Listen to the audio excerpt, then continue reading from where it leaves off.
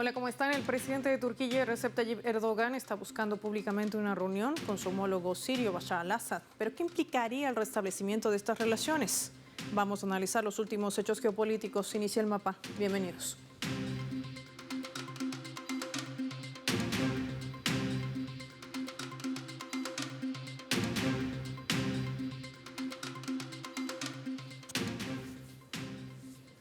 ¿Qué pasa con las relaciones entre Turquía y Siria? Vamos a revisar datos históricos. Desplegamos nuestro mapa. Turquía y Siria en la ruta diplomática. Desplegamos nuestro habitual mapa mundi, identificamos a estos dos países con los colores de sus banderas. Hay que decir que la República de Turquía, ubicada entre Asia Occidental y Europa Oriental, limita al sur con Siria, país de Oriente Próximo bañado por las costas del Mediterráneo. También identificamos desde el año 2011 las relaciones diplomáticas entre Ankara y Damasco se rompieron ante acusaciones lanzadas por parte del gobierno sirio de apoyar a los rebeldes que enfrentaban al presidente Bashar al-Assad, un movimiento integrado por elementos yihadistas terroristas, sobre todo en el noreste de ese país, en la ciudad de Idlib, donde habitan fuerzas opositoras. Por su parte, Turquía argumentaba su ingreso en territorio sirio por la necesidad de combatir a los kurdos acusados de actos terroristas al sur de esa nación transcontinental. Actualmente el gobierno del presidente Recep Tayyip Erdogan rompía las líneas de gobernanza multipolar que empaña la región con los roles de Rusia, China y también Irak y algunos países árabes. Ha abierto la posibilidad de restablecimiento de las relaciones diplomáticas con Siria, que también se ha mostrado positivo para entablar conversaciones con el país vecino.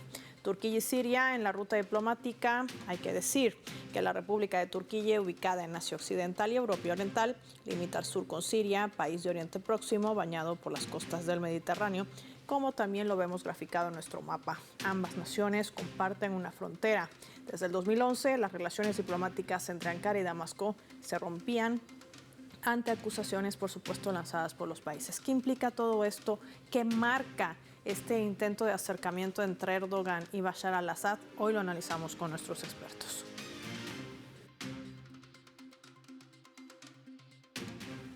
Recibimos para ello vía telefónica, nos acompaña en directo nuestro especialista desde Chile, sociólogo Francisco Coloane. Qué placer tenerlo en el mapa, gracias por su tiempo para Telesur. Gracias a ustedes por contactarme. Señor Francisco Coloane, ¿qué implica el intento de acercamiento del presidente Erdogan? ¿Por qué hacerlo en este momento? Es un movimiento coyuntural, más que nada. No creo que sea algo definitivo. Siria tiene una trayectoria de apoyar el terrorismo para derrocar al presidente Assad desde el 2010. Hizo alianza con Estados Unidos y con Israel para derrocar al presidente Assad. Por lo tanto, los vaivenes del presidente Erdogan hay que tener mucho cuidado. Turquía es un país muy complejo, tiene una complejidad intrínseca por estar justo en el medio ahí entre Europa y el Asia, por ser miembro de la OTAN, pero no es miembro de la Comunidad Europea. Entonces, el presidente Erdogan juega con las variables del poder y hoy día el tema del poder está desestructurado a nivel global, porque en primer lugar partamos de lo bien macro. Las dos potencias nucleares mayores, que son Estados Unidos y Rusia, no están dialogando directamente respecto a la coyuntura. La única forma que dialogan es de no o de evitar un enfrentamiento nuclear. Por una parte, la administración de Biden ha sido muy inconsistente respecto a la búsqueda de la paz global, respecto a la búsqueda de la paz regional. Ha sido una administración desestabilizadora o desestabilizante para el resto de los países. Ya ve lo de Ucrania y ve lo que está sucediendo con Palestina y Gaza. Entonces, desde ese punto de vista, cuando usted tiene esa inconsistencia de la política exterior y también doméstica del presidente Biden, entonces tenemos problemas que en la potencia hegemónica, por naturaleza, Estados Unidos, cuando está desordenado internamente, se desordena también su periferia. Y hoy día Estados Unidos tiene su periferia altamente desordenada. Imagínense que fue Netanyahu, ¿no es cierto?, este criminal acusado por la Corte Internacional de Justicia, a hablar en forma apoteósica al Congreso. Hubo congresistas que no fueron, pero igual fue una movida bipartisana, republicana y demócrata, de recepcionar a este criminal internacional. Eso es por una parte. Por otra parte, el plan de derrocar al presidente Assad permanece todavía en la agenda del Departamento de Estado en Estados Unidos, permanece en Arabia Saudita, permanece en la socialdemocracia internacional, que votó el año 2012. Yo estaba en Siria hace 10 años atrás, después fui a Siria de nuevo en el 2013. La socialdemocracia internacional, perdóneme que se lo diga y lo reitero, era a favor de derrocar al presidente Assad, excepto el Partido Laborista Turco, que eran independientes. Entonces, a su pregunta, este es un movimiento coyuntural que le conviene coyunturalmente y temporalmente al presidente Erdogan y a Turquía. No creo que sea un paso definitivo de que el presidente Erdogan esté desalojando de la agenda internacional de Turquía no derrocar a Assad. No creo que lo está desalojando. Creo que eso está pendiente, eso está abierto. Hay que tener mucho cuidado con lo que hace Turquía en esa región, porque Turquía tiene que proteger sus intereses, y los intereses de Turquía van de acuerdo al péndulo del poder en esa región. Hoy día Rusia está debilitada. Dígame. Sí, y respecto a este punto, señor Francisco Coloane, con esta radiografía que usted nos brinda, ¿tendrá algo que ver en el surgimiento de este mundo multipolar? Usted bien lo decía, Turquía es un país otanista, pero ¿qué es lo que está midiendo Erdogan y cómo queda frente a Occidente? Es que lo que sucede es lo siguiente, esto es una cuestión metodológica. Cuando se desordena los niveles de poder a nivel macro y se pierde centralidad, aquellos países que eran demasiado dependientes a los poderes centrales se desarticulan internamente, se alteran. Entonces, es el paso a paso, es la coyuntura. Digamos, Erdogan quiere permanecer en el poder, eso es obvio, y los líderes que asumen un rol de Estado y que creen que son la solución para los países y quieren permanecer en el poder, obviamente que va a ser coyuntural todo lo que haga para poder permanecer en el poder. Pero lo que hay que entender en términos metodológicos es que aquí hay una desestructuración global del poder a nivel internacional. Usted habla del mundo multipolar, sí, se está generando una suerte de mundo multipolar, pero tiene declaraciones como la de Lula en contra del proceso electoral venezolano, que permítame, no tiene nada que ver con este programa, pero tiene que ver. Es decir, ¿qué tiene que hacer Lula con las elecciones internas de Venezuela? Nada. Mejor que Lula se quede callado, y lo digo con todo respeto. Entonces, si tenemos actitudes de esa multipolaridad, en donde solamente estamos viendo los intereses domésticos de poder, y no estamos viendo los intereses ni regionales, ni los intereses claramente del no alineamiento respecto al imperialismo norteamericano y europeo, me refiero a los países que han sido siempre dependientes de las variables imperialistas neocoloniales. Entonces, esa multipolaridad que pueda emerger de los países no alineados se empieza a dificultar porque tienen dificultades internas de entenderse. ¿Pero por qué? Porque siempre existe la presión y la influencia de las potencias más gravitantes que están en Europa y en Estados Unidos, ¿no es cierto?, presionando para que no haya multipolaridad. La bipolaridad era la solución. Un poder soviético fuerte que podía contener el imperialismo y el neocolonialismo europeo. Ahí está la respuesta clara y marcada de Francisco Coloane en torno también a esta situación que hace al acercamiento que planea desarrollar el presidente de Turquía, Recep Tayyip Erdogan, junto a su homólogo sirio Bashar al-Assad, bajo la mediación también del gobierno de Qatar. Vamos a marcar una pausa.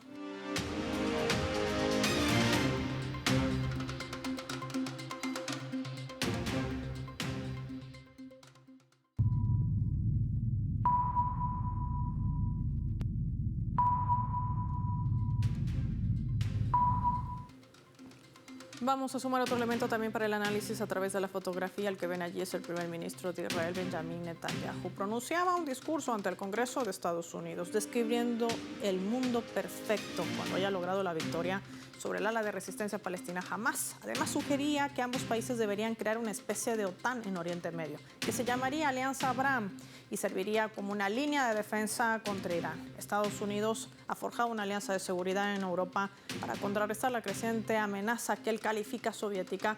Del mismo modo, Estados Unidos e Israel pueden forjar hoy una alianza de seguridad en Oriente Medio para contrarrestar la creciente amenaza iraní, declaraba durante su intervención Netanyahu, en medio además de protestas que se generaban frente a este hemiciclo norteamericano.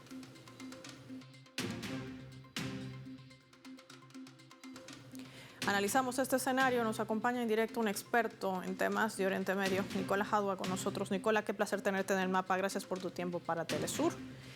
Aquí dos temas o dos escenarios puntuales. Un Netanyahu que habla de una alianza, una propia OTAN en Oriente Medio. ¿Qué implica esto para empezar? Esto implica de que lo que pretende el Estado sionista, el Estado infanticida, es que los países árabes reaccionarios, aquellos que colaboran abiertamente con Estados Unidos y con la entidad infanticida, sean los que hagan el trabajo sucio. Eso es lo que quieren. Ahora, obviamente utilizan un subterfugio de hablar de la amenaza de Irán. Irán nunca ha atacado a ningún país, nunca ha amenazado a ningún país, nunca ha violado ninguna frontera. O sea, es un absurdo, un discurso que hizo Netanyahu en un parlamento lleno de idiotas que los manipulan exactamente como lo desea Tel Aviv. De modo que esto de crear una alianza en contra de Irán busca justamente que los países reaccionarios se unan al Estado infanticida para no solo combatir a Irán o agredir a Irán, sino que tratar de oponerse a China y oponerse a Rusia, que eso es lo que pretende el Estados Unidos y lo que pretende la entidad infanticida. Lo más importante para los norteamericanos en este momento es la nueva ruta que quieren hacer paralela a la ruta de la seda china, pero que partiría de la India y llegaría al puerto de Haifa y pasa por Gaza, lo que explica mucho lo que está pasando en Gaza y el apoyo irrestricto de Estados Unidos al Estado infanticida en su genocidio. Pero acá lo que implica es esto, unificar a los reaccionarios árabes en contra no solo de Irán, sino que de China y de Rusia además. En este contexto, yo quiero preguntarte, hoy se reunía el presidente de Rusia, Vladimir Putin, con su homólogo sirio Bashar al-Assad en Moscú. Esto marca un precedente importante, pero sobre todo se envía un mensaje potente. Yo quiero saber qué piensas sobre esto en medio de esta tensión creciente, en este movimiento que hace Israel en Estados Unidos, prácticamente lanzando un mensaje de quien manda aquí soy yo, ningún otro presidente, llámese Trump, Kamala Harris o bueno, ya el retirado Biden. ¿Qué implica toda esta situación en medio del surgimiento de un mundo multipolar también? Bueno, justamente tú lo defines bien. El Estado infanticida se suma a toda la acción geopolítica imperial y lo que pretenden acá es, primero, era liquidar a Siria, a como dé lugar, porque últimamente se está reactivando el terrorismo en Siria justamente para tratar de derrocar a como dé lugar el gobierno o permanecer a Siria en una guerra eterna tratando de colocarla de rodillas.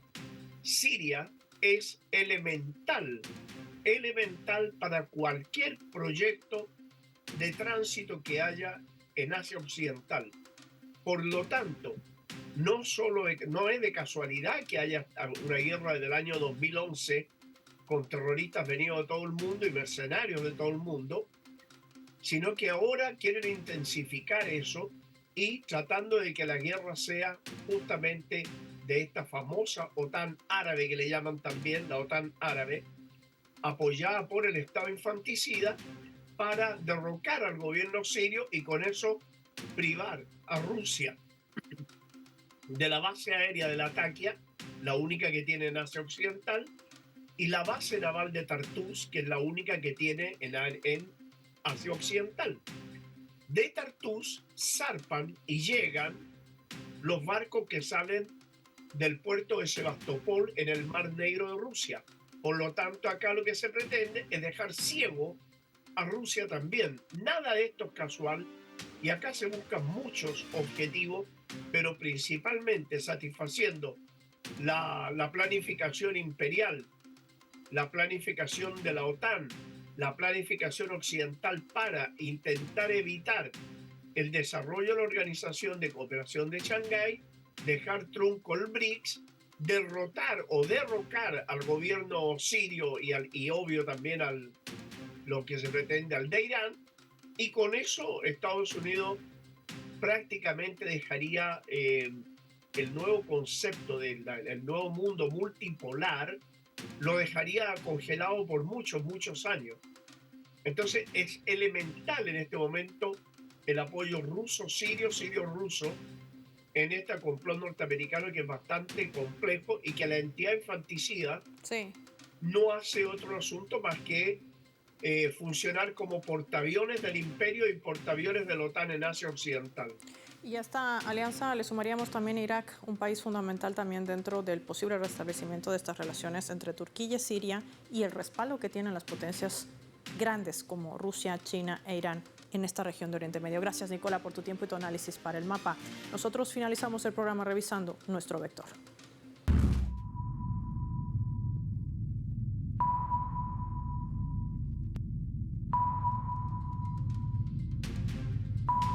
Nuestro radar en el mapa hoy nos refleja las 3 claves sobre este tema. 1. Siria. Se calcula que Turquía acoge a 3.1 millones de refugiados sirios, más que ningún otro país, obligados a desplazarse por la guerra terrorista impuesta por Estados Unidos. Las estimaciones no oficiales son mucho más altas, pero este no es solo uno de los motivos. Los cambios del mapa geopolítico están redibujando los acercamientos entre países musulmanes y árabes. Han entendido que en mayor o menor medida no pueden confiar en Occidente, más aún cuando potencias como Rusia, China e Irán los ven como iguales y trazan alianzas estratégicas y no de dominación. 2. La OTAN de Netanyahu. La alianza Abraham, que ha señalado el premier israelí, tiene como objetivo Irán, así como desplegaron la expansión de la OTAN al sur de Europa para atacar a Rusia. Este es sin lugar a dudas el paso más peligroso que da el sionismo, porque Irán no se va a contener como Moscú. Y Netanyahu ha dado su discurso desde el Congreso de Estados Unidos, en medio de la retirada de la candidatura de Joe Biden, para dejar algo en claro. Israel es quien manda en Estados Unidos, no su presidente. Por eso señaló el lema de Israel primero y América después. 3. Nuevo mundo. Las potencialidades de Oriente Medio son múltiples, de ahí el afán de Estados Unidos de intentar controlarlo, no solo para saquear sus recursos estratégicos y dominar las rutas marítimas. Estados Unidos sabe que está perdiendo la guerra en Ucrania y que la devastación que comete en Palestina tarde o temprano tendrá que rendir cuentas. Está el rechazo a esta política genocida y con el nacimiento de este nuevo mundo multipolar, llegará ese día en que ya no puedan mantener en pie las bases militares ilegales en esa región ni en ninguna parte del mundo. La batalla ahora es de la civilización contra la barbarie, pero Estados Unidos debe entender que son ellos los que abanderan esa barbarie y no los pueblos del mundo. Soy Paola Pérez y nos vemos en otra edición del Mapa.